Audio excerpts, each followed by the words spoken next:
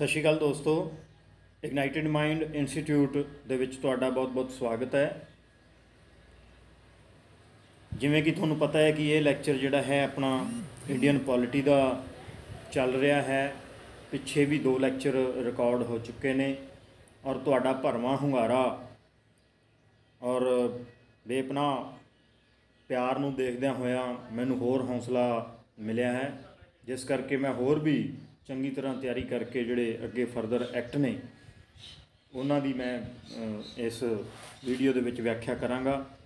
ਤਾਂ ਪਿਛਲੀਆਂ 2 ਵੀਡੀਓਜ਼ 'ਚ ਆਪਾਂ ਜਿਹੜਾ ਹੈਗਾ ਵਾਟ ਇਜ਼ ਕੌਨਸਟੀਟਿਊਸ਼ਨ ਔਰ ਕੌਨਸਟੀਟਿਊਸ਼ਨਲ ਡਿਵੈਲਪਮੈਂਟ ਹੈ ਜਿਹੜੀ ਉਹਦੇ ਬਾਰੇ ਪੜ੍ਹਿਆ ਸੀ ਔਰ ਆਪਾਂ ਕੌਨਸਟੀਟਿਊਸ਼ਨ ਆਫ ਇੰਡੀਆ ਦਾ ਜਿਹੜੀ ਹੈਗੀ ਇੰਟਰੋਡਕਸ਼ਨ, ਮੀਨਿੰਗ ਅਤੇ ਹਿਸਟਰੀ ਬਾਰੇ ਜਿਹੜੀ ਹੈਗੀ ਹੈ ਸੰਖੇਪ 'ਚ ਆਪਾਂ ਡਿਸਕਸ ਕੀਤਾ ਸੀਗਾ, ਉਹ ਆਪਾਂ ਪੜ੍ਹ ਚੁੱਕੇ ਹਾਂ। ਉਸ ਤੋਂ ਬਾਅਦ 'ਚ ਜਿਹੜੀ ਕੰਟੈਂਪਰੇਰੀ ਸਿਚੁਏਸ਼ਨਸ ਸੀਗੀਆਂ, ਕਿਹੜੀਆਂ ਜ਼ਿੰਮੇਵਾਰ ਸੀਗੀਆਂ ਸੰਵਿਧਾਨ ਬਣਾਉਣ ਵਾਸਤੇ, ਈਸਟ ਇੰਡੀਆ ਕੰਪਨੀ ਆਈ। ਉਸ ਤੋਂ ਬਾਅਦ 'ਚ ਜਿਹੜਾ ਹੈਗਾ ਪਲਾਸੀ ਅਤੇ ਬਕਸਰ ਦਾ ਯੁੱਧ ਹੋਇਆ। ਉਸ ਤੋਂ ਬਾਅਦ ਜਿਹੜਾ ਹੈਗਾ ਬਕਸਰ ਦੇ ਯੁੱਧ ਤੋਂ ਬਾਅਦ 1765 ਦੇ ਵਿੱਚ ਇਲਾਹਾਬਾਦ ਦੀ ਸੰਧੀ ਹੋਈ ਅਤੇ ਇਸ ਸੰਧੀ ਦੇ ਅਧੀਨ ਜਿਹੜਾ ਅਵਧ ਦਾ ਨਵਾਬ ਸੀਗਾ ਅਤੇ ਉਹਦੇ ਵਿਚਕਾਰ ਇਹ ਜਿਹੜੀ ਹੈਗੀ ਸਮਝੌਤਾ ਹੋਇਆ ਸੀਗਾ। ਤਾਂ ਕੰਪਨੀ ਨੂੰ ਬੰਗਾਲ, ਬਿਹਾਰ ਅਤੇ ਉੜੀਸਾ, ਇਹਨੂੰ ਬੰਗਾਲ ਹੀ ਕਹਿੰਦੇ ਸੀ ਉਸ ਵਕਤ, ਤਾਂ ਉੱਥੋਂ ਜਿਹੜਾ ਰੈਵਨਿਊ ਹੈ, ਜਿਹੜਾ ਮਾਲੀਆ ਹੈ, ਉਹ ਵਸੂਲਣ ਦਾ ਅਧਿਕਾਰ ਹੈ ਜਿਹੜਾ ਕੰਪਨੀ ਨੂੰ ਮਿਲ ਗਿਆ ਸੀਗਾ। ਸੋ 1765 ਤੋਂ ਲੈ ਕੇ 1772 ਤੱਕ ਭਾਰਤ ਵਿੱਚ ਹੈ ਜਿਹੜਾ ਦੋਹਰਾ ਸ਼ਾਸਨ ਰਿਹਾ। ਕਿਉਂਕਿ ਜਿਹੜੇ ਪੈਸੇ ਇਕੱਠੇ ਕਰਨੇ ਸੀ ਜਾਂ ਰਜਸਵ ਕਹਿ ਲਓ ਜਾਂ ਰੈਵਨਿਊ ਕਹਿ ਲਓ, ਇਹ ਇਕੱਠਾ ਕਰਨਾ ਅੰਗਰੇਜ਼ਾਂ ਦੀ ਜ਼ਿੰਮੇਵਾਰੀ ਸੀ ਔਰ ਪਲੱਸ ਜਿਹੜਾ ਆਰਮੀ ਦਾ ਐਡਮਿਨਿਸਟ੍ਰੇਸ਼ਨ ਸੀਗੀ, ਸੈਨਾ ਸੀਗੀ ਜਿਹੜੀ, ਉਹਦਾ ਜਿਹੜਾ ਪ੍ਰਬੰਧ ਸੀ ਉਹ ਵੀ ਕੰਪਨੀ ਦੇ ਹੱਥਾਂ 'ਚ ਸੀ। ਔਰ ਦੂਜਾ ਜਿਹੜਾ ਸ਼ਾਸਨ ਸੀਗਾ, ਪਹਿਲਾ ਸ਼ਾਸਨ ਤਾਂ ਇਹ ਹੋ ਗਿਆ ਰੈਵਨਿਊ ਇਕੱਠਾ ਕਰਨਾ ਔਰ ਸੈਨਾ ਦਾ ਪ੍ਰਸ਼ਾਸਨ। ਦੂਜਾ ਪ੍ਰਸ਼ਾਸਨ ਜਿਹੜਾ ਹੈਗਾ ਆਮ, ਜਿਹੜਾ ਆਪਾਂ ਦੇਖਦੇ ਹਾਂ ਸਿਵਲ, ਉਹ ਨਵਾਬ ਦੇ ਹੱਥਾਂ 'ਚ ਸੀਗਾ। ਤਾਂ ਜਿਹੜਾ ਕਮਾਈ ਵਾਲਾ ਪੱਖ ਸੀਗਾ ਉਹ ਤਾਂ ਅੰਗਰੇਜ਼ਾਂ ਨੇ ਆਪਦੇ ਕੋਲ ਰੱਖਿਆ ਔਰ ਖਰਚੇ ਵਾਲਾ ਪੱਖ ਸੀ ਜਿਹੜਾ ਉਹ ਨਵਾਬ ਨੂੰ ਦੇਤਾ। ਇਸ ਕਰਕੇ ਜਿਹੜਾ ਹੈਗਾ ਨਵਾਬ ਦੀ ਹਾਲਤ ਵੀ ਪਤਲੀ ਹੁੰਦੀ ਗਈ ਔਰ ਜਿਹੜੀ ਕੰਪਨੀ ਸੀ ਜਾਂ ਅੰਗਰੇਜ਼ ਸੀਗੇ ਉਹਨਾਂ ਦੀ ਹਾਲਤ ਚੰਗੀ ਹੁੰਦੀ ਗਈ। ਪਰ ਕਿਉਂਕਿ ਕੰਪਨੀ 'ਚ ਜਿਹੜੇ ਕੰਮ ਕਰਨ ਵਾਲੇ ਅਧਿਕਾਰੀ ਸੀਗੇ ਉਹ ਇੰਨੇ ਭ੍ਰਿਸ਼ਟ ਹੋ ਚੁੱਕੇ ਸੀ ਔਰ ਕੁ-ਪ੍ਰਸ਼ਾਸਨ ਜਿਹੜਾ ਹੈਗਾ ਫੈਲ ਚੁੱਕਿਆ ਸੀ। ਕਿਉਂਕਿ ਉੱਥੋਂ ਦੀਆਂ ਅਖਬਾਰਾਂ ਦੇ ਵਿੱਚ, ਉੱਥੋਂ ਦੀ ਇੰਗਲੈਂਡ ਦੀ ਪਾਰਲੀਮੈਂਟ ਵਿੱਚ ਵੀ ਇਹ ਆਵਾਜ਼ ਉੱਠ ਚੁੱਕੀ ਸੀ ਕਿ ਕੰਪਨੀ ਘਾਟੇ 'ਚ ਜਾ ਰਹੀ ਹੈ ਔਰ ਜਿਹੜੇ ਉੱਥੇ ਮੁਲਾਜ਼ਮ ਕੰਮ ਕਰ ਰਹੇ ਨੇ, ਕੰਪਨੀ ਦੇ ਕਲਰਕ ਤੋਂ ਲੈ ਕੇ ਡਾਇਰੈਕਟਰ ਤੱਕ ਨੇ, ਉਹ ਬਹੁਤ ਅਮੀਰ ਹੋ ਰਹੇ ਹੈ। ਤਾਂ ਉੱਥੋਂ ਦੀ ਜਨਤਾ ਵਿੱਚ ਵੀ ਜਿਹੜੀ ਹੈਗੀ ਘੁਸਰ-ਮੁਸਰ ਹੋ ਰਹੀ ਸੀਗੀ। ਤਾਂ ਇਹ ਆਵਾਜ਼ ਪਾਰਲੀਮੈਂਟ 'ਚ ਉੱਠੀ। ਤਾਂ ਜਿਹੜਾ ਇੰਗਲੈਂਡ ਦਾ ਪ੍ਰਸ਼ਾਸਨ ਹੈ ਉਹਨਾਂ ਦਾ ਇੱਕ ਬਹੁਤ ਵਧੀਆ ਜਿਹੜਾ ਰਿਵਾਜ ਹੈ, ਇਹ ਕਹਿ ਲਓ ਵੀ ਕੋਈ ਵੀ ਉੱਥੇ ਆਵਾਜ਼ ਉੱਠਦੀ ਹੈ ਤਾਂ ਉਹਦੇ ਸੰਬੰਧ 'ਚ ਕਮੇਟੀ ਬਣਦੀ ਹੈ। ਇੰਡੀਆ ਦੇ ਵਿੱਚ ਵੀ ਕਮੇਟੀਆਂ ਬਣਦੀਆਂ, ਹਜ਼ਾਰਾਂ ਕਮੇਟੀਆਂ ਬਣੀਆਂ ਹੋਣੀਆਂ, ਪਰ ਉਹਨਾਂ ਦਾ ਰਿਜ਼ਲਟ ਕੋਈ ਨਹੀਂ ਨਿਕਲਦਾ। ਪਰ ਜਿਹੜੀਆਂ ਅੰਗਰੇਜ਼ਾਂ ਦੀਆਂ ਕਮੇਟੀਆਂ ਬਣਦੀਆਂ ਉਹਨਾਂ ਦਾ ਟੋਟਲੀ ਇਨਕੁਆਇਰੀ ਹੁੰਦੀ ਹੈ ਔਰ ਉਸ ਤੋਂ ਬਾਅਦ 'ਚ ਜਿਹੜੀ ਰੈਕਮੈਂਡੇਸ਼ਨਸ ਹੁੰਦੀਆਂ ਉਹਨਾਂ ਨੂੰ ਟੋਟਲੀ ਲਾਗੂ ਕੀਤਾ ਜਾਂਦਾ ਹੈ। ਇਸੇ ਤਰ੍ਹਾਂ ਉਹ ਜਦੋਂ ਇੰਡੀਆ ਦੇ ਵਿੱਚ ਸ਼ਾਸਨ ਕਰਨ ਦੇ ਦੌਰਾਨ ਕੋਈ ਵੀ ਕਮੇਟੀ ਬਣਾਉਂਦੇ ਸੀ ਤਾਂ ਉਹਦਾ ਕੋਈ ਕਾਰਨ ਹੁੰਦਾ ਸੀ ਔਰ ਕਮੇਟੀ ਪੂਰੀ ਇਨਵੈਸਟੀਗੇਸ਼ਨ ਕਰਕੇ ਜੋ ਵੀ ਰੈਕਮੈਂਡੇਸ਼ਨਸ ਦਿੰਦੀ ਸੀ, ਸਿਫਾਰਿਸ਼ਾਂ ਕਰਦੀ ਸੀ, ਉਹਨਾਂ ਨੂੰ ਪੂਰਨ ਤੌਰ 'ਤੇ ਮੰਨਿਆ ਜਾਂਦਾ ਸੀਗਾ। ਇਸੇ ਕਰਕੇ ਉਹ ਆਪਣੇ 'ਤੇ ਜਿਹੜਾ ਹੈਗਾ ਸ਼ਾਸਨ ਕਰਨ ਦੇ ਵਿੱਚ ਸਫਲ ਰਹੇ ਔਰ ਇੱਕ ਵਿਕਸਿਤ ਦੇਸ਼ ਕਹਾਉਂਦੇ ਨੇ। ਪਰ ਸਾਡੇ ਦੇਸ਼ ਦੇ ਵਿੱਚ ਜਿਹੜੀ ਕੋਈ ਵੀ ਕਮੇਟੀ ਹੈ, ਕੋਈ SIT ਹੈ, ਕੋਈ ਹੋਰ ਜਾਂਚ ਕਮਿਸ਼ਨ ਹੈ, ਉਹ ਮਾਮਲੇ ਨੂੰ ਲਟਕਾਉਣ ਵਾਸਤੇ ਬਣਾਇਆ ਜਾਂਦਾ ਔਰ ਮਾਮਲੇ ਲਟਕਦੇ ਰਹਿੰਦੇ ਨੇ, ਸਾਲਾਂ ਬੱਧੀ ਇਹ ਚੱਲਦਾ ਰਹਿੰਦਾ, ਲੋਕਾਂ ਨੂੰ ਮੂਰਖ ਬਣਾਇਆ ਜਾਂਦਾ। ਸੋ ਆਪਾਂ ਗੱਲ ਕਰ ਰਹੇ ਸੀਗੇ ਕੰਪਨੀ ਦੀ। ਤਾਂ ਸਭ ਤੋਂ ਪਹਿਲਾਂ ਉਹਨਾਂ ਨੇ ਰੈਗੂਲੇਟ ਕਰਨ ਵਾਸਤੇ, ਮਤਲਬ ਇਹਨਾਂ ਨੂੰ ਕੰਪਨੀ ਦੇ ਜਿਹੜੇ ਅਧਿਕਾਰੀ ਨੇ ਉਹਨਾਂ ਨੂੰ ਰੈਗੂਲੇਟ ਕਰਨ ਵਾਸਤੇ, ਉਹਨਾਂ ਨੂੰ ਆਪਣੇ ਹੱਥ ਵਿੱਚ ਕਰਨ ਵਾਸਤੇ ਕੰਪਨੀ ਨੇ ਜਿਹੜਾ ਹੈਗਾ ਰੈਗੂਲੇਟਿੰਗ ਐਕਟ 1773 ਪਾਸ ਕਰਵਾਇਆ ਬ੍ਰਿਟਿਸ਼ ਪਾਰਲੀਮੈਂਟ ਤੋਂ। ਜਿਵੇਂ ਕਿ ਆ ਤੁਸੀਂ ਦੇਖ ਸਕਦੇ ਹੋ, ਸਭ ਤੋਂ ਪਹਿਲਾਂ ਜਿਹੜਾ ਐਕਟ ਹੈਗਾ ਉਹ 1773 ਦੇ ਵਿੱਚ ਪਾਸ ਹੋਇਆ। ਹੁਣ ਜਿਵੇਂ ਕਿ ਮੈਂ ਤੁਹਾਨੂੰ ਪਹਿਲਾਂ ਵੀ ਕਿਹਾ ਸੀ, ਜਦੋਂ ਤੁਸੀਂ ਮੇਰਾ ਲੈਕਚਰ ਸੁਣਨਾ ਹੈ ਕਦੇ ਵੀ, ਤਾਂ ਤੁਸੀਂ ਆਪਦਾ ਕਾਪੀ ਪੈਨ ਜਾਂ ਨੋਟਸ ਬਣਾਉਣ ਵਾਸਤੇ ਜੋ ਵੀ ਤੁਹਾਡੇ ਕੋਲ ਸਮੱਗਰੀ ਹੈ ਉਹ ਕੋਲ ਲੈ ਕੇ ਬੈਠਿਆ ਕਰੋ, ਤਾਂ ਜੋ ਤੁਸੀਂ ਨਾਲ ਦੀ ਨਾਲ ਇਹ ਜਿਹੜਾ ਹੈਗਾ ਨੋਟ ਕਰਦੇ ਜਾਓ। ਹੁਣ ਇਹਦੇ 'ਚ ਜਿਹੜੇ ਬਹੁਤ ਇੰਪੋਰਟੈਂਟ ਫੈਕਟ ਹੈ ਜਿਹੜੇ ਸਿੱਧੇ ਐਗਜ਼ਾਮ ਦੇ ਵਿੱਚ ਆਉਂਦੇ ਨੇ, ਚਾਹੇ ਉਹ PS ਟੈਟ ਦਾ ਐਗਜ਼ਾਮ ਹੋਵੇ, ਚਾਹੇ ਉਹ C ਟੈਟ ਦਾ ਹੋਵੇ, ਚਾਹੇ ਉਹ ਮਾਸਟਰ ਕੈਡਰ ਦਾ ਹੋਵੇ, ਚਾਹੇ ਉਹ ਪਟਵਾਰੀ ਦਾ ਹੋਵੇ, ਚਾਹੇ ਉਹ SI ਦਾ ਹੋਵੇ, PCS ਦਾ ਹੋਵੇ, ਈਵਨ ਕਿ ਕਈ ਵਾਰੀ ਤਾਂ IAS ਦੇ ਵਿੱਚ ਵੀ ਇਹ ਸਵਾਲ ਪੁੱਛ ਲਏ ਜਾਂਦੇ ਕਿ ਰੈਗੂਲੇਟਿੰਗ ਐਕਟ 1773 ਦੇ ਅੰਡਰ ਹੇਠ ਲਿਖਿਆਂ ਵਿੱਚੋਂ ਕਿਹੜਾ ਪ੍ਰੋਵੀਜ਼ਨ ਨਹੀਂ ਸੀ, ਇਸ ਤਰ੍ਹਾਂ ਪਾ ਦਿੱਤੇ ਜਾਂਦੇ। ਜਿਵੇਂ 3 ਪ੍ਰੋਵੀਜ਼ਨ ਪਾ ਦਿੱਤੇ ਜਾਂਦੇ, ਚੌਥਾ ਕਿਸੇ ਹੋਰ ਐਕਟ ਦਾ ਪਾ ਦਿੱਤਾ ਜਾਂਦਾ, ਤਾਂ ਉੱਥੋਂ ਤੁਹਾਨੂੰ ਡਿਫਰੈਂਸ਼ੀਏਟ ਕਰਨਾ ਔਖਾ ਹੋ ਜਾਂਦਾ ਹੈ। ਸੋ ਮੈਂ ਉਹ ਸਾਰੇ ਜਿਹੜੇ ਫੈਕਟਸ ਹੈਗੇ ਹੈ ਉਹ ਮੈਂ ਨੋਟ ਕੀਤੇ ਹੋਏ ਹੈ। ਮੈਂ ਚਾਹੁੰਦਾ ਕਿ ਤੁਸੀਂ ਵੀ ਉਹ ਨੋਟ ਕਰੋ ਔਰ ਤੁਹਾਡੀ ਤਿਆਰੀ ਦੇ ਵਿੱਚ ਕੋਈ ਵੀ ਕਮੀ ਨਾ ਰਹੇ। ਜਦੋਂ ਤੁਸੀਂ ਇਸ ਚੈਨਲ ਤੋਂ ਇਹਨਾਂ ਲੈਕਚਰਸ ਤੋਂ ਤਿਆਰੀ ਕਰ ਲਓਗੇ ਤਾਂ ਮੈਨੂੰ ਨਹੀਂ ਲੱਗਦਾ ਵੀ ਕੋਈ ਵੀ ਕੁਐਸਚਨ ਇਸ ਤੋਂ ਬਾਹਰ ਜਾਊਗਾ। ਤਾਂ ਸਭ ਤੋਂ ਪਹਿਲਾਂ ਤੁਸੀਂ ਇਹ ਨੋਟ ਕਰਨਾ ਹੈ ਕਿ ਕੰਪਨੀ ਨੇ 20 ਸਾਲਾਂ ਲਈ ਜਿਹੜਾ ਹੈਗਾ ਆਪਣੀ ਜਿਹੜੀ ਮੋਨੋਪਲੀ ਹੈ, ਏਕਾਧਿਕਾਰ ਹੈ ਵਪਾਰ 'ਤੇ, ਉਹ ਵਧਾ ਲਿਆ ਸੀ। ਇਹਨੂੰ ਇੰਗਲਿਸ਼ 'ਚ ਮੋਨੋਪੋਲੀ ਕਹਿੰਦੇ ਨੇ, ਮੋਨੋਪੋਲੀ, ਔਰ ਪੰਜਾਬੀ 'ਚ ਇਹਨੂੰ ਏਕਾਧਿਕਾਰ ਕਹਿੰਦੇ ਨੇ। ਉਹ ਇਹਨਾਂ ਨੇ ਜਿਹੜਾ ਹੈਗਾ 20 ਸਾਲਾਂ ਲਈ ਵਧਾ ਲਿਆ, ਔਰ ਨਾਲ ਇਹ ਵੀ ਲਿਖਿਆ ਸੀ ਕਿ 20 ਸਾਲਾਂ ਬਾਅਦ ਜਿਹੜਾ ਹੈਗਾ ਹੋਰ ਨਵਾਂ ਕਾਨੂੰਨ ਬਣਾ ਕੇ ਪਿਛਲੇ ਇਸ ਕਾਨੂੰਨ ਦੀਆਂ ਕਮੀਆਂ ਕੱਢੀਆਂ ਜਾਣਗੀਆਂ, ਔਰ ਕਮੇਟੀ ਬਣਾ ਕੇ ਜਿਹੜੇ ਨਵੇਂ ਸੁਝਾਅ ਹੋਣਗੇ ਉਹ ਇਹਦੇ ਵਿੱਚ ਸ਼ਾਮਲ ਕਰ ਦਿੱਤੇ ਜਾਣਗੇ। ਔਰ ਜਿਹੜਾ ਭ੍ਰਿਸ਼ਟਾਚਾਰ ਫੈਲਿਆ ਸੀ, ਕੁਪ੍ਰਸ਼ਾਸਨ ਫੈਲਿਆ ਸੀਗਾ ਕੰਪਨੀ ਦੇ ਵਿੱਚ, ਇਸ ਦੇ ਵਿੱਚ ਪਹਿਲੀ ਵਾਰ ਇੱਕ ਕੋਰਟ ਆਫ ਡਾਇਰੈਕਟਰ ਦਾ ਜਿਹੜਾ ਹੈਗਾ ਗਠਨ ਕੀਤਾ ਗਿਆ। 6 ਮੈਂਬਰ ਲਾਏ ਗਏ ਬੋਰਡ ਆਫ ਕੰਟਰੋਲ ਦੇ। ਇਹ ਕੰਟਰੋਲ ਕਰਦੇ ਸੀ? ਸਭ ਤੋਂ ਪਹਿਲਾਂ ਤਾਂ ਇਹ ਜਿਹੜਾ ਹੈ ਪ੍ਰਸ਼ਾਸਨ ਕੰਟਰੋਲ ਕਰਦੇ ਸੀਗੇ, ਔਰ ਜਿਹਦੇ 'ਚ ਸੈਨਾ ਹੋ ਗਈ, ਮਿਲਟਰੀ, ਇਹਨਾਂ ਦੀ ਆਰਮੀ, ਔਰ ਰੈਵਨਿਊ, ਔਰ ਸਿਵਿਲੀਅਨਸ ਜਾਂ ਨਾਗਰਿਕਾਂ ਦੇ ਜਿਹੜੇ ਮਸਲੇ ਸੀਗੇ ਉਹਨਾਂ ਨੂੰ ਨਿਆਂ ਕਿਵੇਂ ਦਿਵਾਉਣਾ ਹੈਗਾ, ਉਹਨਾਂ ਦਾ ਜਿਹੜਾ ਲਾਅ ਐਂਡ ਆਰਡਰ ਕਿਵੇਂ ਮੇਨਟੇਨ ਕਰਕੇ ਰੱਖਣਾ ਹੈ, ਉਹ ਇਸ 6 ਮੈਂਬਰੀ ਬੋਰਡ ਆਫ ਕੰਟਰੋਲ ਦੇ ਅੰਡਰ ਸੀਗਾ। ਉਹ 6 ਮੈਂਬਰ ਪੂਰਾ ਜਿਹੜਾ ਹੈਗਾ ਨਿਗਾਹ ਬਣਾ ਕੇ ਰੱਖਦੇ ਸੀ ਕਿ ਕਿਵੇਂ ਕੰਮ ਜਿਹੜਾ ਹੈਗਾ ਚੱਲਦਾ ਰਹੇ। ਦੂਜਾ, ਇਹਦੇ ਵਿੱਚ ਸਭ ਤੋਂ ਵੱਡਾ ਪੁਆਇੰਟ ਇਹ ਹੈਗਾ ਕਿ ਇਸ ਦੇ ਤਹਿਤ 1774 ਦੇ ਵਿੱਚ ਕਲਕੱਤੇ 'ਚ ਸੁਪਰੀਮ ਕੋਰਟ ਦੀ ਸਥਾਪਨਾ ਕੀਤੀ ਗਈ ਸੀਗੀ। ਕਲਕੱਤੇ ਦੇ ਵਿੱਚ ਸੁਪਰੀਮ ਕੋਰਟ ਦੀ ਪਹਿਲੀ ਵਾਰ ਸਥਾਪਨਾ ਕੀਤੀ ਗਈ ਸੀਗੀ। ਉਹਨੂੰ ਉਸ ਵਕਤ ਸੁਪਰੀਮ ਕੋਰਟ ਹੀ ਕਹਿੰਦੇ ਸੀਗੇ। ਉਸ ਤੋਂ ਬਾਅਦ 'ਚ ਜਿਹੜਾ 1857 ਦੇ ਵਿਦਰੋਹ ਤੋਂ ਬਾਅਦ 1858 ਦਾ ਜਿਹੜਾ ਬਣਿਆ ਸੀਗਾ ਐਕਟ, ਉਦੋਂ ਇਹਨੂੰ ਫੈਡਰਲ ਕੋਰਟ ਕਹਿਣ ਲੱਗ ਗਏ ਸੀ। ਬਟ ਜੇ ਕੁਐਸਚਨ ਆਉਂਦਾ ਕਿ ਸਭ ਤੋਂ ਪਹਿਲਾਂ ਸੁਪਰੀਮ ਕੋਰਟ ਦੀ ਸਥਾਪਨਾ ਕਿੱਥੇ ਹੋਈ, ਤਾਂ ਉਹ ਤੁਸੀਂ ਲਿਖਣਾ ਹੈਗਾ ਕਲਕੱਤਾ 1774। ਐਕਟ ਬਣਿਆ ਸੀ 1773 'ਚ। ਨੈਕਸਟ ਈਅਰ ਤੁਰੰਤ ਜਿਹੜੇ ਹੈਗੇ ਅੰਗਰੇਜ਼ਾਂ ਨੇ, ਦੇਖੋ ਕਿੱਡੀ ਛੇਤੀ ਕਾਰਵਾਈ ਕਰਦੇ ਸੀ, ਉਹ ਸੁਪਰੀਮ ਕੋਰਟ ਬਣਾਤੀ। ਉਹਦਾ ਇੱਕ ਮੁੱਖ ਜੱਜ ਸੀ ਅਤੇ 3 ਜਿਹੜੇ ਹੈਗੇ ਹੈ ਉਹਦੇ ਜੱਜ ਲਾਏ ਸੀਗੇ।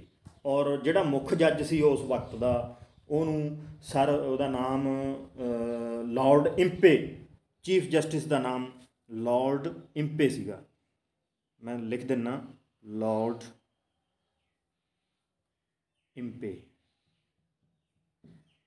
ਇਹ ਵੀ ਇੱਕ ਵਾਰੀ ਜਿਹੜਾ ਹੈਗਾ ਕੁਐਸਚਨ ਪੁੱਛਿਆ ਗਿਆ ਹੈਗਾ ਕਿ ਸਭ ਤੋਂ ਪਹਿਲਾਂ ਜਿਹੜਾ 1774 ਦੇ ਵਿੱਚ ਕਲਕੱਤੇ ਸੁਪਰੀਮ ਕੋਰਟ ਦਾ ਪ੍ਰੋਵੀਜ਼ਨ ਕੀਤਾ ਸੀ, ਤਾਂ ਉਹਦੇ 'ਚ ਸਥਾਪਨਾ ਜਦੋਂ ਹੋਈ ਕੋਰਟ ਦੀ, ਤਾਂ ਫਸਟ ਚੀਫ ਜਸਟਿਸ ਹੈ ਜਿਹੜਾ ਉਹ ਕੌਣ ਸੀ। ਔਰ ਜਿਹੜਾ ਮੋਸਟ ਇੰਪੋਰਟੈਂਟ ਇਹਦੇ 'ਚ ਪੁਆਇੰਟ ਹੈਗਾ ਕਿ ਇਹ ਅੰਗਰੇਜ਼ਾਂ ਦੁਆਰਾ ਭਾਰਤ ਲਈ ਬਣਾਇਆ ਗਿਆ ਪਹਿਲਾ ਕਾਨੂੰਨ ਸੀ। ਫਸਟ ਲਾਅ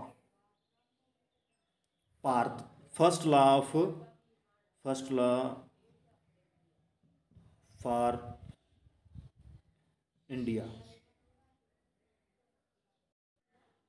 ਇੰਡੀਆ, ਤਾਂ ਇਹ ਭਾਰਤ ਵਾਸਤੇ ਜਿਹੜਾ ਹੈਗਾ ਕਾਨੂੰਨ ਇੱਥੋਂ ਬਣਾਉਣ ਦੀ ਸ਼ੁਰੂਆਤ ਹੋਈ। ਔਰ ਇਸ ਦੇ ਅਧੀਨ ਉਸ ਵਕਤ ਜਿਹੜਾ ਸੀਗਾ ਪਹਿਲਾ ਬੰਗਾਲ ਦਾ ਜਿਹੜਾ ਗਵਰਨਰ ਜਨਰਲ ਸੀਗਾ ਉਹ ਵਾਰਨ ਹੇਸਟਿੰਗਸ ਨੂੰ ਲਗਾਇਆ ਗਿਆ ਸੀਗਾ। ਇਹ ਵੀ ਪੁਆਇੰਟ ਨੋਟ ਕਰਨ ਵਾਲਾ ਹੈ ਕਿ ਪਹਿਲਾ ਗਵਰਨਰ ਜਨਰਲ ਕੌਣ ਸੀਗਾ, ਵਾਰਨ ਹੇਸਟਿੰਗਸ ਸੀਗਾ। ਔਰ ਇਹ ਪੋਸਟ ਵੀ ਜਿਹੜੀ ਹੈਗੀ ਹੈ ਗਵਰਨਰ ਜਨਰਲ ਦੀ ਉਦੋਂ ਹੀ ਸਥਾਪਿਤ ਕੀਤੀ ਗਈ ਸੀ, ਉਸ ਤੋਂ ਪਹਿਲਾਂ ਤਾਂ ਇੱਕ ਗਵਰਨਰ ਹੀ ਹੁੰਦਾ ਸੀ। ਔਰ ਇਸ ਨੂੰ ਜਿਹੜਾ ਹੈਗਾ ਬੰਗਾਲ ਦੇ ਗਵਰਨਰ ਨੂੰ, ਕਿਉਂਕਿ 3 ਉਦੋਂ ਇਹਨਾਂ ਨੇ ਆਪਦੇ ਕਹਿ ਲਓ ਪ੍ਰੈਜ਼ੀਡੈਂਸੀਜ਼ ਜਾਂ ਪ੍ਰਾਂਤ ਸਥਾਪਿਤ ਕਰ ਚੁੱਕੇ ਸੀਗੇ। ਇਹ ਕਲਕੱਤਾ, ਬੰਬਈ ਅਤੇ ਮਦਰਾਸ। ਤਾਂ ਜਿਹੜੇ ਕਲਕੱਤੇ ਦਾ ਜਿਹੜਾ ਗਵਰਨਰ ਸੀਗਾ ਉਹਨੂੰ ਵਾਰਨ ਹੇਸਟਿੰਗਸ ਨੂੰ ਜਿਹੜਾ ਹੈਗਾ ਗਵਰਨਰ ਜਨਰਲ ਬਣਾਤਾ। ਔਰ ਬੰਬਈ ਅਤੇ ਮਦਰਾਸ ਦੇ ਜਿਹੜੇ ਗਵਰਨਰ ਸੀਗੇ ਉਹਨਾਂ ਦੋਨਾਂ ਨੂੰ ਇਸ ਗਵਰਨਰ ਜਨਰਲ ਦੇ ਅਧੀਨ ਕਰਤਾ। ਮਤਲਬ ਜਿਹੜਾ ਵਾਰਨ ਹੇਸਟਿੰਗਸ ਸੀਗਾ ਉਹ ਵੱਡਾ ਅਫਸਰ ਹੋ ਗਿਆ ਗਵਰਨਰ ਜਨਰਲ, ਔਰ ਜਿਹੜੇ ਬੰਬਈ ਅਤੇ ਮਦਰਾਸ ਦੀ ਪ੍ਰੈਜ਼ੀਡੈਂਸੀ ਸੀਗੀ ਉਹਦੇ ਜਿਹੜੇ ਗਵਰਨਰ ਸੀ ਉਹ ਇਹਦੇ ਅੰਡਰ ਕਰ ਦਿੱਤੇ ਗਏ। ਇੰਨੇ ਜਿਹੜੇ ਹੈਗੇ ਆ ਪ੍ਰੋਵੀਜ਼ਨ ਕਰ ਦਿੱਤੇ ਗਏ। ਹੁਣ ਜੇ ਬੰਗਾਲ ਦੀ ਗੱਲ ਕਰੀਏ ਵੀ ਬੰਗਾਲ ਕਿੱਡਾ ਕੁ ਸੀ ਉਸ ਵਕਤ, ਹੁਣ ਜਿਵੇਂ ਆਪਾਂ ਜੇ ਦੇਖ ਲਈਏ ਕਿ ਵੈਸਟ ਬੰਗਾਲ ਹੈ ਜਿਵੇਂ ਜਿੱਥੇ ਮਮਤਾ ਬੈਨਰਜੀ ਮੁੱਖ ਮੰਤਰੀ ਨੇ, ਐਡਾ ਕੁ ਨਹੀਂ ਸੀਗਾ ਬੰਗਾਲ। ਬੰਗਾਲ ਦੇ ਵਿੱਚ ਅੱਜ ਦੇ ਵੇਲੇ ਦਾ ਪੂਰਾ ਬੰਗਲਾਦੇਸ਼, ਪੱਛਮੀ ਬੰਗਾਲ, ਉੜੀਸਾ ਅਤੇ ਬਿਹਾਰ, ਐਡਾ ਵੱਡਾ ਏਰੀਆ ਸੀਗਾ।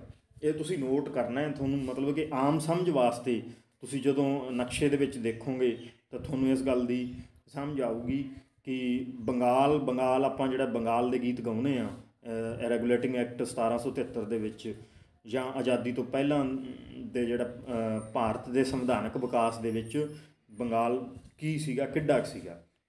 ਸੋ ਅੱਗੇ ਆਪਾਂ ਦੇਖਦੇ ਹਾਂ ਨਵੇਂ ਜਿਹੜੇ ਇਹਦੇ ਕੀ ਬਣਾਏ ਸੀਗੇ। ਆਪਾਂ ਇਹਦੇ 'ਚ ਦੇਖ ਲਿਆ ਗਵਰਨਿੰਗ ਬੋਡੀ ਵੀ ਦੇਖ ਲਿਆ, ਔਰ ਮਤਲਬ ਲੈਜਿਸਲੇਚਰ, ਇਹ 6 ਜਿਹੜੇ ਮੈਂਬਰ ਸੀਗੇ ਇਹਨਾਂ ਨੇ ਕਾਨੂੰਨ ਬਣਾਉਣੇ ਹੁੰਦੇ ਸੀਗੇ।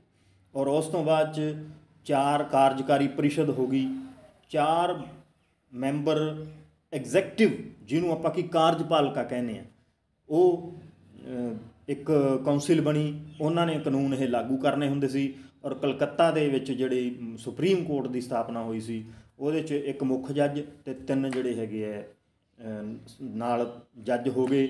ਹੁਣ ਤੁਸੀਂ ਦੇਖੋ ਪੂਰੀ ਇੱਕ ਤਰ੍ਹਾਂ ਦੀ ਸਟੇਟ ਹੀ ਬਣ ਗਈ ਇਹ, ਕਿਉਂਕਿ ਸਟੇਟ ਦੇ 3 ਅੰਗ ਹੁੰਦੇ ਹੈ, ਲੈਜਿਸਲੇਚਰ ਵਿਧਾਨ ਪਾਲਿਕਾ ਜਿਹਨੂੰ ਕਹਿੰਦੇ ਹੈ, ਐਗਜ਼ੈਕਟਿਵ ਕਾਰਜਪਾਲਿਕਾ ਅਤੇ ਜੁਡੀਸ਼ਰੀ ਨਿਆਂਪਾਲਿਕਾ। ਇਹ ਤਿੰਨੇ ਪੂਰੇ ਹੋ ਗਏ, ਇੱਕ ਤਰ੍ਹਾਂ ਨਾਲ ਪੂਰਾ ਉਹਨਾਂ ਨੇ ਰਾਜ ਕਰਨ ਦਾ ਜਿਹੜਾ ਸਿਸਟਮ ਹੈਗਾ ਉਹ ਬਣਾ ਲਿਆ।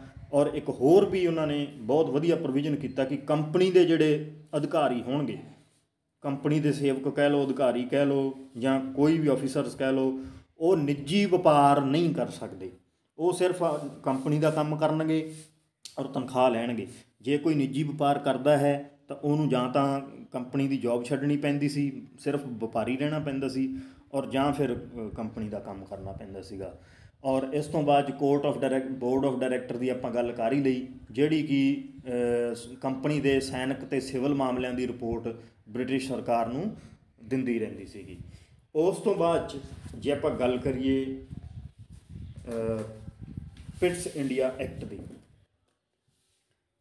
ਪਿਟਸ ਇੰਡੀਆ ਐਕਟ 1784, ਇਸ ਦੇ ਵਿੱਚ ਭਾਵੇਂ ਇਹ ਪ੍ਰੋਵੀਜ਼ਨ ਕੀਤਾ ਗਿਆ ਸੀਗਾ 1773 ਦੇ ਵਿੱਚ ਵੀ 20 ਸਾਲਾਂ ਤੱਕ ਇਹ ਰੱਖਾਂਗੇ ਔਰ 20 ਸਾਲਾਂ ਬਾਅਦ ਅਸੀਂ ਜਿਹੜਾ ਹੈਗਾ ਇਹਨੂੰ ਰਿਵਾਈਜ਼ ਕਰਾਂਗੇ, ਪਰ ਕੁਛ ਹਾਲਾਤ ਇਸ ਤਰ੍ਹਾਂ ਦੇ ਰਹੇ, ਕੁਛ ਕਮੀਆਂ ਇਸ ਤਰ੍ਹਾਂ ਦੀਆਂ ਪੂਰੀਆਂ ਇਹਦੇ 'ਚ ਪੈਦਾ ਹੋ ਗਈਆਂ ਕਿ ਇੱਕ ਪਿਟਸ ਇੰਡੀਆ ਐਕਟ ਹੈ ਜਿਹੜਾ ਲਿਆਉਣਾ ਪਿਆ। ਔਰ ਇਹਦੇ ਵਿੱਚ 1773 ਦੇ ਰੈਗੂਲੇਟਿੰਗ ਐਕਟ ਦੀਆਂ ਕਮੀਆਂ ਨੂੰ ਦੂਰ ਕਰਨ ਵਾਸਤੇ ਜਿਹੜਾ ਹੈਗਾ ਇਹ 84 ਵਾਲਾ ਐਕਟ 1781 'ਚ ਪਾਸ ਕਰ ਦਿੱਤਾ ਗਿਆ ਸੀਗਾ। ਲਾਗੂ ਇਹਨੂੰ 1784 'ਚ ਕੀਤਾ ਸੀ। ਔਰ ਇਸ ਐਕਟ ਦਾ ਨਾਮ ਇੱਕ ਹੋਰ ਵੀ ਹੈ, ਤੁਸੀਂ ਨੋਟ ਕਰ ਲੈਣਾ, ਇਹਨੂੰ ਐਕਟ ਆਫ ਸੈਟਲਮੈਂਟ ਵੀ ਕਹਿੰਦੇ ਨੇ, ਐਕਟ ਆਫ ਸੈਟਲਮੈਂਟ। ਇਹ ਵੀ ਇੱਕ ਵਾਰੀ ਕੁਐਸਚਨ ਪੁੱਛਿਆ ਗਿਆ ਸੀਗਾ UGC ਨੈਟ ਜਾਂ ਕਿਸੇ CTET ਦੇ ਐਗਜ਼ਾਮ 'ਚ ਕਿ ਐਕਟ ਆਫ ਸੈਟਲਮੈਂਟ ਕਿਹੜੇ ਐਕਟ ਨੂੰ ਕਿਹਾ ਜਾਂਦਾ ਹੈ। ਤਾਂ ਉਹਦੇ 'ਚ 4 ਆਪਸ਼ਨਾਂ ਸੀਗੀਆਂ। 17 regulating act 1773, Pits India act 1784, ਜਾਂ ਕੋਈ ਹੋਰ ਜਿਵੇਂ ਚਾਰਟਰ ਐਕਟ 1793 ਜਾਂ 1786 ਦਾ ਐਕਟ ਜਾਂ 1813 ਦਾ ਐਕਟ, ਇਹ ਕੋਈ ਵੀ ਪਾ ਕੇ ਉਹਨਾਂ ਨੇ ਇਹ ਪੁੱਛ ਲਿਆ ਸੀਗਾ। ਤਾਂ ਉਹਦਾ ਸਹੀ ਆਨਸਰ ਸੀਗਾ ਐਕਟ ਆਫ ਸੈਟਲਮੈਂਟ ਹੈ ਜਿਹੜਾ ਪਿਟਸ ਇੰਡੀਆ ਐਕਟ 1784 ਨੂੰ ਕਹਿੰਦੇ ਨੇ। ਹੁਣ ਇਹਦੇ ਵਿੱਚ ਕੀ ਕੀ ਪ੍ਰੋਵੀਜ਼ਨਸ ਕੀਤੇ ਗਏ ਸੀਗੇ ਉਹ ਆਪਾਂ ਪੜ੍ਹਦੇ ਹਾਂ, ਔਰ ਤੁਸੀਂ ਬੜਾ ਧਿਆਨ ਨਾਲ ਨੋਟ ਕਰਨਾ। ਇਹ ਮੇਰੇ ਨੋਟ ਕਰਾਉਣ ਦਾ ਮਤਲਬ ਕੀ ਹੈ, ਜਦੋਂ ਤੁਸੀਂ ਨੋਟ ਕਰ ਲਓਗੇ ਤਾਂ ਉਹ ਤੁਹਾਨੂੰ ਰਿਵੀਜ਼ਨ ਦੀ ਸਿਰਫ ਜੋ ਰਿਵੀਜ਼ਨ ਦੀ ਜ਼ਰੂਰਤ ਪਏਗੀ, ਸਮਝਣ ਦੀ ਜ਼ਰੂਰਤ ਨਹੀਂ ਪਏਗੀ। ਜੇ ਮੈਂ ਤੁਹਾਨੂੰ ਲਿਖੇ ਲਿਖਾਏ ਨੋਟਸ ਦੇ ਦਿਆਂ ਔਰ ਉਹਨਾਂ ਨੂੰ ਪੜ੍ਹ ਕੇ ਉਹਦੀ ਵਿਆਖਿਆ ਕਰ ਦਿਆਂ ਤਾਂ ਨਾ ਤਾਂ ਤੁਹਾਨੂੰ ਹੀ ਮਜ਼ਾ ਆਉਣਾ ਔਰ ਨਾ ਮੈਨੂੰ ਮਜ਼ਾ ਆਉਣਾ। ਸੋ ਇਸ ਕਰਕੇ ਮੈਂ ਇਹ ਵੱਡਾ ਨਹੀਂ ਬਣਾਇਆ। ਹਾਂ, ਜਿਹੜੇ ਤੁਹਾਨੂੰ ਐਪ 'ਤੇ ਅਸੀਂ ਨੋਟਸ ਪ੍ਰੋਵਾਈਡ ਕਰਵਾਵਾਂਗੇ ਉਹ ਡੀਟੇਲ 'ਚ ਲਿਖੇ ਹੋਣਗੇ, ਪਰ ਉਹਨਾਂ ਨੂੰ ਵੀ ਤੁਸੀਂ ਇਕੱਲਾ ਪੜ੍ਹਨਾ ਨਹੀਂ ਹੈ, ਉਹਨਾਂ ਨੂੰ ਵੇਖ ਵੇਖ ਕੇ ਤੁਸੀਂ ਜੇ ਲਿਖੋਗੇ ਤਾਂ ਪ੍ਰੋਪਰ ਤੁਹਾਡੇ ਯਾਦ ਹੋਏਗਾ। ਔਰ ਜਦੋਂ ਯਾਦ ਹੋਏਗਾ ਤਾਂ ਐਗਜ਼ਾਮੀਨਰ ਜਿਵੇਂ ਮਰਜ਼ੀ ਘੁਮਾ ਫਿਰਾ ਕੇ ਸਵਾਲ ਪੁੱਛ ਲੇ, ਤੁਹਾਡਾ ਗਲਤ ਨਹੀਂ ਹੋਏਗਾ। ਸੋ ਤੁਹਾਡੀ ਸਕਸੈਸ ਨੂੰ ਸ਼ੋਰ ਬਣਾਉਣ ਵਾਸਤੇ ਜਿਹੜਾ ਹੈਗਾ ਇਹ ਥੋੜ੍ਹੀ ਜਿਹੀ ਸਟ੍ਰੈਟੇਜੀ ਮੈਨੂੰ ਅਪਣਾਉਣੀ ਪਈ, ਜਿਹੜੀ ਕਿ ਮੈਨੂੰ ਠੀਕ ਵੀ ਲੱਗੀ ਔਰ ਤੁਹਾਡਾ ਰਿਸਪੌਂਸ ਵੀ ਬਹੁਤ ਵਧੀਆ ਹੈ। ਹੁਣ ਆਪਾਂ ਜਿਹੜਾ ਪਿਟਸ ਇੰਡੀਆ ਐਕਟ ਦੇ ਜਿਹੜੇ ਪੁਆਇੰਟਸ ਹੈਗੇ ਹੈ ਉਹ ਆਪਾਂ ਗੱਲ ਕਰਦੇ ਹਾਂ ਉਹਦੇ ਬਾਰੇ। ਇਹਦੇ ਵਿੱਚ ਜਿਹੜਾ ਕਲਕੱਤਾ ਦਾ ਗਵਰਨਰ ਸੀਗਾ, ਗਵਰਨਰ ਜਨਰਲ, ਉਹਨੂੰ ਬੰਗਾਲ, ਬਿਹਾਰ, ਉੜੀਸਾ ਲਈ ਕਾਨੂੰਨ ਬਣਾਉਣ ਦਾ ਜਿਹੜਾ ਹੈਗਾ ਅਧਿਕਾਰ ਦਿੱਤਾ ਗਿਆ। ਇਹ ਪਹਿਲੀ ਵਾਰ ਬ੍ਰਿਟਿਸ਼ ਦਾ ਅਧਿਕਾਰ ਕਿਹਾ ਗਿਆ। ਇਹਦੇ ਵਿੱਚ ਇਸ ਤੋਂ ਪਹਿਲਾਂ ਕਦੇ ਵੀ ਅੰਗਰੇਜ਼ਾਂ ਨੇ ਆਪਦੇ ਅਧਿਕਾਰ ਦਾ ਦਾਅਵਾ ਇੰਡੀਆ 'ਤੇ ਨਹੀਂ ਕੀਤਾ ਸੀ। ਇਸ ਐਕਟ ਦੇ ਰਾਹੀਂ ਜਿਹੜਾ ਹੈਗਾ ਜਦੋਂ ਉਹਨਾਂ ਨੇ ਕਾਨੂੰਨ ਬਣਾਉਣਾ ਸ਼ੁਰੂ ਕੀਤਾ ਤਾਂ ਪਹਿਲੀ ਵਾਰ ਜਿਹੜਾ ਕਹਿ ਸਕਦੇ ਆਪਾਂ ਬ੍ਰਿਟਿਸ਼ ਦਾ ਅਧਿਕਾਰ ਉਹਨਾਂ ਨੇ ਕਿਹਾ। ਦੂਜੀ ਗੱਲ, ਟਰੇਡ ਅਤੇ ਕਮਰਸ ਨੂੰ ਵੱਖ ਕੀਤਾ ਗਿਆ। ਜਿਹੜਾ ਟਰੇਡ ਅਤੇ ਕਮਰਸ ਹੈ ਇਹਨਾਂ 'ਚੋਂ ਇੱਕ ਰਾਜਨੀਤਿਕ ਕੰਮਾਂ ਲਈ ਵੀ ਹੁੰਦਾ ਹੈ, ਔਰ 2 ਤਰ੍ਹਾਂ ਦੇ ਬੋਰਡ ਬਣਾ ਦਿੱਤੇ ਗਏ। ਇੱਕ ਤਾਂ ਬੋਰਡ ਆਫ ਕੰਟਰੋਲ ਅਤੇ ਇੱਕ board of directors. Board of control ਤਾਂ ਪਹਿਲਾਂ ਵੀ ਬਣਾਇਆ ਸੀਗਾ ਪਿਛਲੇ ਐਕਟ ਦੇ ਵਿੱਚ 6 ਮੈਂਬਰੀ, ਪਰ ਹੁਣ ਜਿਹੜਾ ਬੋਰਡ ਆਫ ਕੰਟਰੋਲ ਹੈ ਉਹ ਵਪਾਰ ਦੇ ਲਈ ਵੀ ਵਪਾਰ ਨੂੰ ਵਧਾਇਆ ਕਿਵੇਂ ਜਾਵੇ ਉਸ ਵਾਸਤੇ ਬਣਾਇਆ ਗਿਆ। ਔਰ ਜਿਹੜਾ ਬੋਰਡ ਆਫ ਡਾਇਰੈਕਟਰ ਹੈ, ਬੋਰਡ ਆਫ ਕੰਟਰੋਲ ਹੈ, ਜਿਹੜਾ ਬੋਰਡ ਆਫ ਕੰਟਰੋਲ ਇਹ ਸੀਗਾ ਵਪਾਰ ਦੇ ਕੰਮਾਂ ਵਾਸਤੇ। ਜਿਹੜਾ ਬੋਰਡ ਆਫ ਡਾਇਰੈਕਟਰ ਹੈਗਾ ਸੀ ਉਹ ਸੀਗਾ ਰਾਜਨੀਤਿਕ ਕੰਮਾਂ ਵਾਸਤੇ। ਇਹਦੇ ਕਾਰਨ ਕੀ ਹੋਇਆ, ਜਦੋਂ 2 ਤਰ੍ਹਾਂ ਦੇ ਬੋਰਡ ਬਣ ਗਏ ਤਾਂ ਗਵਰਨਰ ਜਨਰਲ ਦੀਆਂ ਜਿਹੜੀਆਂ ਹੈਗੀਆਂ ਪਾਵਰਾਂ ਘੱਟ ਗਈਆਂ, ਕਿਉਂਕਿ ਜਿਹੜਾ ਇਹਦਾ ਡਾਇਰੈਕਟਰ ਸੀਗਾ ਉਹ ਰਾਜਨੀਤਿਕ ਕੰਮਾਂ ਬਾਰੇ ਜਿਹੜਾ ਡਿਸੀਜਨ ਲੈਂਦਾ ਸੀ। ਇਹਦਾ ਡਾਇਰੈਕਟਰ ਸੀਗਾ ਜਿਹੜਾ ਉਹ ਵਪਾਰਕ ਕੰਮਾਂ ਬਾਰੇ। ਤਾਂ ਗਵਰਨਰ ਜਨਰਲ ਸਾਹਿਬ ਤਾਂ ਇਕੱਲੇ ਸਾਈਨ ਕਰਨ ਵਾਸਤੇ ਰਹਿ ਗਏ। ਸੋ ਇਹਨੇ ਜਿਹੜਾ ਹੈਗਾ ਪਾਵਰਾਂ ਜਿਹੜੀਆਂ ਘਟਾ ਦਿੱਤੀਆਂ ਸੀਗੀਆਂ, ਔਰ ਦੋਹਰਾ ਸ਼ਾਸਨ ਤਾਂ ਇਹਦੇ ਵਿੱਚ ਸਥਾਪਿਤ ਹੋ ਗਿਆ ਸੀਗਾ, ਕਿਉਂਕਿ ਇੱਕ ਬਾਡੀ ਸੀਗੀ ਜਿਹੜੀ ਉਹ ਵਪਾਰਕ ਮਸਲਿਆਂ ਦਾ ਫੈਸਲਾ ਲੈ ਰਹੀ ਸੀ, ਔਰ ਦੂਜੀ ਰਾਜਨੀਤਿਕ ਮਸਲੇ, ਮਤਲਬ ਦੂਜੇ ਦੇਸ਼ਾਂ, ਦੂਜੇ ਰਿਆਸਤਾਂ 'ਤੇ ਕਬਜ਼ਾ ਕਿਵੇਂ ਕਰਨਾ ਹੈ, ਸੈਨਾ ਨੂੰ ਤਕੜਾ ਕਿਵੇਂ ਕੀਤਾ ਜਾਵੇ। ਸੋ ਇੱਥੇ ਦੋਹਰੇ ਜਿਹੜੇ ਸ਼ਾਸਨ ਦੀ ਹੈਗੀ ਹੈ ਸ਼ੁਰੂਆਤ ਹੋ ਗਈ ਸੀਗੀ। ਔਰ ਇਸ ਤੋਂ ਅੱਗੇ ਜਿਹੜਾ ਹੈਗਾ ਐਕਟ ਆਉਂਦਾ ਉਹ 1813 ਦਾ ਐਕਟ ਆਉਂਦਾ। 1813 ਦਾ ਐਕਟ ਜਿਹੜਾ ਹੈਗਾ ਉਹਦੇ ਆਪਾਂ ਪ੍ਰੋਵੀਜ਼ਨ ਪੜ੍ਹਾਂਗੇ। ਔਰ ਇਹ ਜਿਹੜੇ ਐਕਟ ਨੇ ਸੀਰੀਅਲ ਵਾਈਜ਼ ਨੇ।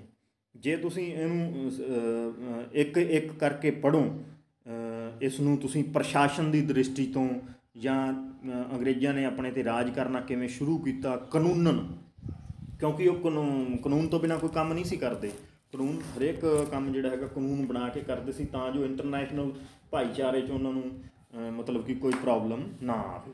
ਅੱਗੇ 1813 ਦਾ ਚਾਰਟਰ ਐਕਟ, ਇਹ ਬਹੁਤ ਮਸ਼ਹੂਰ ਹੈ। ਹੁਣ ਤੁਸੀਂ ਦੇਖੋ ਕਿ ਕੰਪਨੀ ਦਾ ਇੱਕ ਅਧਿਕਾਰ ਹੈ ਜਿਹੜਾ ਉਹ ਖ਼ਤਮ ਕਰ ਦਿੱਤਾ ਸੀਗਾ 1773 ਦੇ ਐਕਟ ਦੇ ਵਿੱਚ। ਕੰਪਨੀ ਦਾ ਇੱਕ ਅਧਿਕਾਰ ਖ਼ਤਮ ਕਰਤਾ ਸੀ ਔਰ ਸਰਕਾਰ ਦੇ ਅੰਡਰ ਆ ਗਿਆ ਸੀਗਾ ਇਹ। ਪਰ ਇਹਨਾਂ ਨੇ ਕੀ ਕੀਤਾ ਸੀਗਾ, ਕੰਪਨੀ ਦਾ ਚੀਨ 'ਚ ਏਕਾਧਿਕਾਰ ਬਰਕਰਾਰ ਰੱਖਿਆ ਅਤੇ ਭਾਰਤ ਦੇ ਵਿੱਚ ਜਿਹੜਾ ਚਾਹ ਨੂੰ ਛੱਡ ਕੇ ਬਾਕੀ ਸਾਰਿਆਂ 'ਤੇ ਏਕਾਧਿਕਾਰ ਖਤਮ ਕਰਤਾ।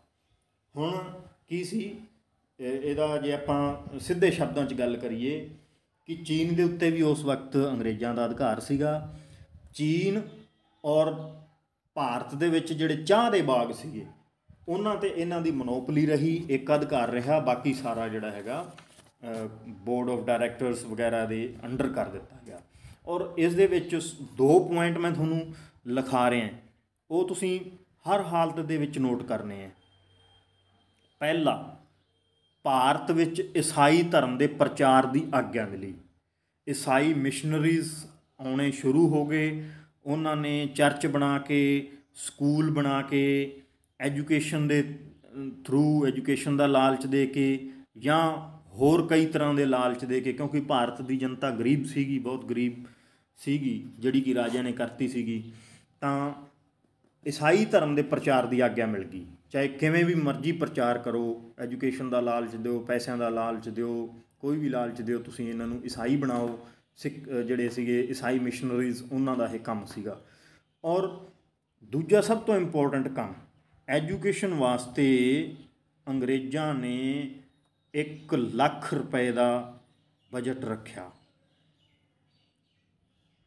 ਇਹ ਸਭ ਤੋਂ ਵੱਡਾ ਪੁਆਇੰਟ ਹੈ ਐਜੂਕੇਸ਼ਨ ਨਾਲ ਰਿਲੇਟਡ। ਜਿਹੜੇ ਆਪਣੇ ਟੀਚਰ ਸਾਹਿਬਾਨ ਜੁੜੇ ਹੋਏ ਆ, ਚਾਹੇ ਉਹ ETT ਤੋਂ ਲੈ ਕੇ ਪ੍ਰੋਫੈਸਰ ਸਾਹਿਬਾਨ ਹੋਣ, ਕਿਉਂਕਿ UGC ਨੈਟ ਦੇ ਵਿੱਚ ਵੀ ਇੱਕ ਫਸਟ ਪੇਪਰ ਹੈ ਜਿਹੜਾ, ਉਹਦੇ 'ਚ ਹਾਇਰ ਐਜੂਕੇਸ਼ਨ ਦਾ ਇੱਕ ਪੋਰਸ਼ਨ ਆਉਂਦਾ ਹੈ। ਉਹਦੇ 'ਚ ਇਹ ਸਵਾਲ ਪੁੱਛਿਆ ਜਾਂਦਾ ਹੈ ਕਿ ਭਾਰਤ ਦੇ ਵਿੱਚ ਐਜੂਕੇਸ਼ਨ ਦੇ ਉੱਪਰ ਸਭ ਤੋਂ ਪਹਿਲਾਂ ਜਿਹੜਾ ਬਜਟ ਹੈਗਾ ਉਹ ਕਦੋਂ ਰੱਖਿਆ ਗਿਆ, ਕਿਹੜੇ ਐਕਟ ਦੇ ਥਰੂ ਰੱਖਿਆ ਗਿਆ ਔਰ ਕਿੰਨਾ ਰੱਖਿਆ ਗਿਆ।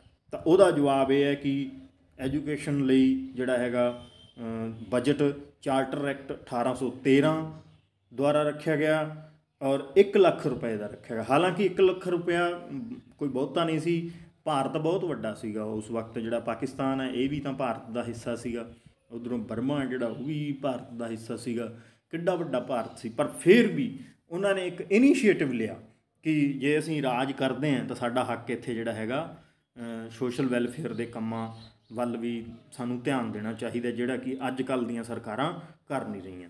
ਉਸ ਤੋਂ ਅੱਗੇ ਆਪਾਂ ਚੱਲਦੇ ਹਾਂ, ਜਿਹੜਾ ਚਾਰਟਰ ਐਕਟ ਹੈਗਾ 1833। 1833 ਦੇ ਵਿੱਚ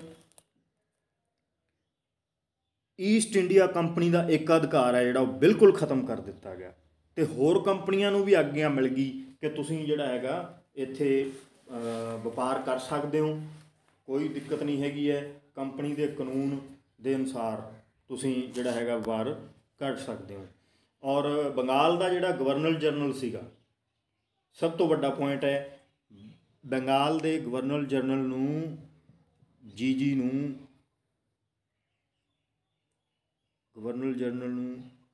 ਪੂਰੇ ਭਾਰਤ ਦਾ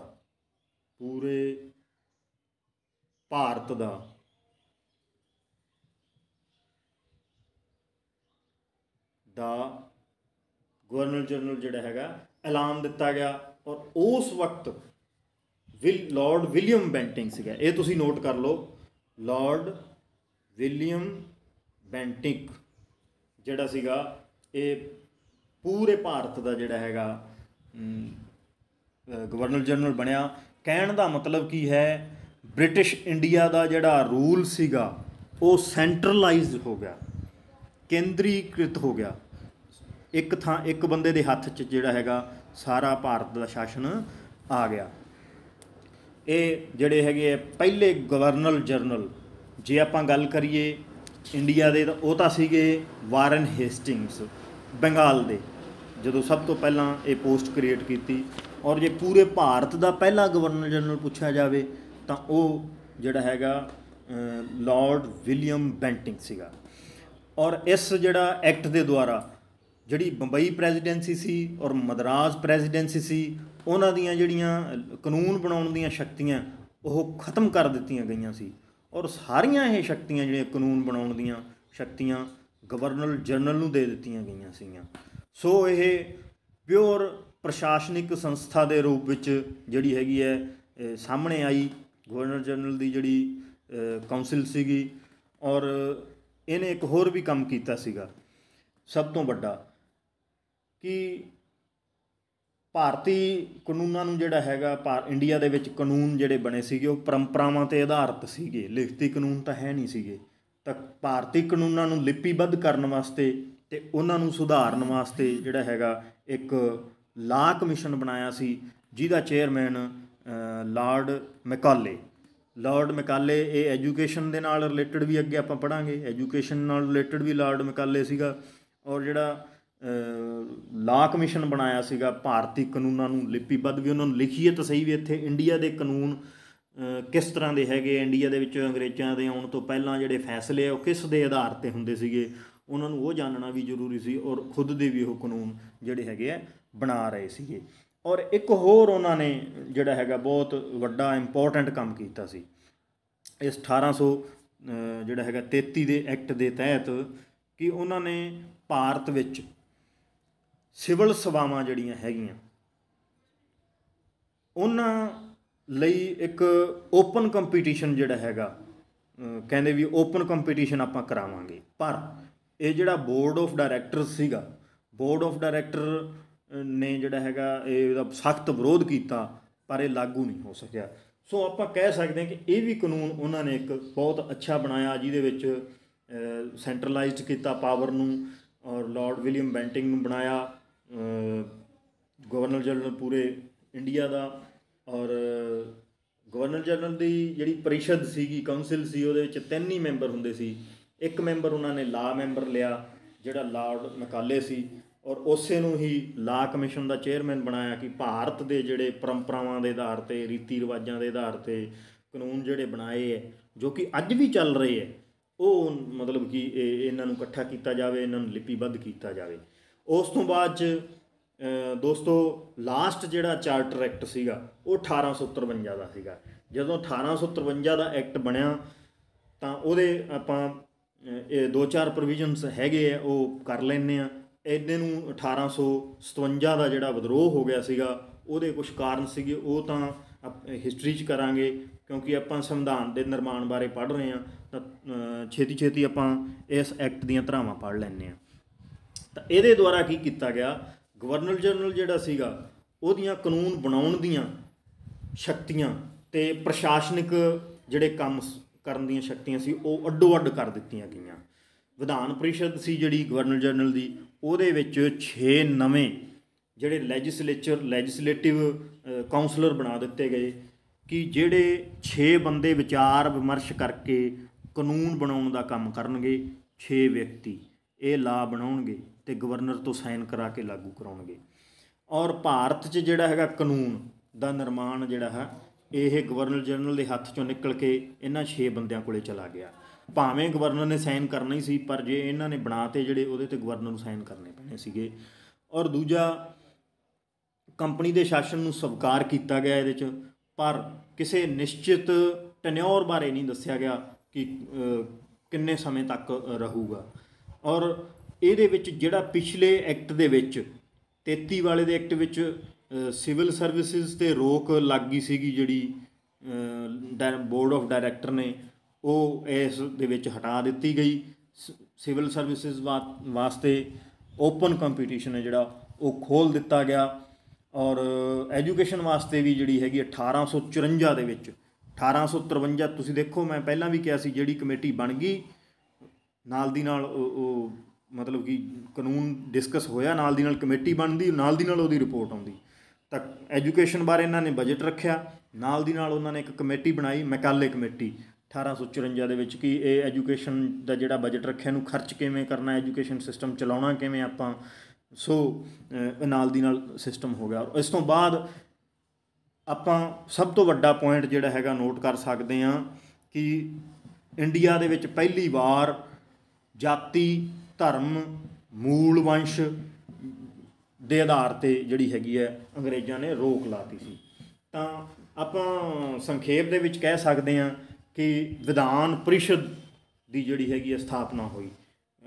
ਲਾ ਬਣਾਉਣ ਵਾਸਤੇ, ਐਕਟ ਬਣਾਉਣ ਵਾਸਤੇ ਇੱਕ 6 ਮੈਂਬਰੀ ਪਰਿਸ਼ਦ ਜਿਹੜੀ ਹੈਗੀ ਬਣੀ, ਜਿਹੜੀ ਕਿ ਲਾ ਬਣਾਉਂਦੀ ਸੀ ਔਰ ਗਵਰਨਰ ਉਹਦੇ 'ਤੇ ਸਾਈਨ ਕਰਕੇ ਲਾਗੂ ਕਰਵਾਉਂਦਾ ਸੀ। ਔਰ ਸਿਵਲ ਸਰਵੈਂਟ ਵਾਸਤੇ ਜਿਹੜਾ ਹੈਗਾ ਓਪਨ ਕੰਪੀਟੀਸ਼ਨ ਖੋਲ੍ਹਿਆ ਗਿਆ ਔਰ ਉਹਦੇ ਵਿੱਚ ਭਾਰਤੀ ਵੀ ਪਾਰਟੀਸਪੇਟ ਕਰ ਸਕਦੇ ਸੀਗੇ।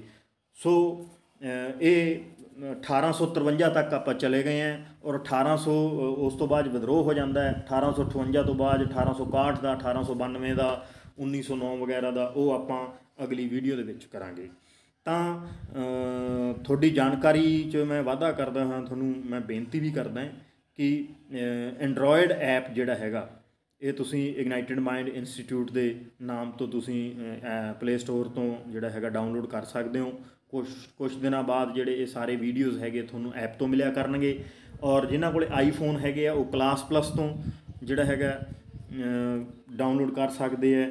ਔਰ YouTube ਚੈਨਲ ਜਿਹੜਾ ਹੈਗਾ ਇਹਦਾ ਜੇ ਤੁਸੀਂ ਲਾਈਕ ਕਰਦੇ ਹੋ, ਸ਼ੇਅਰ ਕਰਦੇ ਹੋ ਔਰ ਕਮੈਂਟਸ ਦੇ ਰੂਪ ਵਿੱਚ ਦੱਸਦੇ ਹੋ ਕਿ ਕਿਸ ਤਰ੍ਹਾਂ ਦਾ ਲੈਕਚਰ ਹੈ, ਚੰਗਾ ਹੈ, ਮਾੜਾ ਹੈ, ਕੀ ਕਮੀਆਂ, ਕੀ ਖੂਬੀਆਂ, ਤਾਂ ਸਾਨੂੰ ਬਹੁਤ ਚੰਗਾ ਲੱਗੇਗਾ ਔਰ ਸਾਨੂੰ ਹੌਸਲਾ ਵੀ ਮਿਲੇਗਾ ਕਿ ਸਾਨੂੰ ਸੁਣਿਆ ਜਾ ਰਿਹਾ ਹੈ, ਸਾਡੀ ਮਿਹਨਤ ਹੈ ਜਿਹੜੀ ਉਹਦਾ ਮੁੱਲ ਪੈ ਰਿਹਾ। ਸੋ ਇਸੇ ਤਰ੍ਹਾਂ ਤੁਹਾਨੂੰ ਅਸੀਂ ਬਹੁਤ ਵਧੀਆ factual plus conceptual videos provide ਕਰਦੇ ਰਹਾਂਗੇ।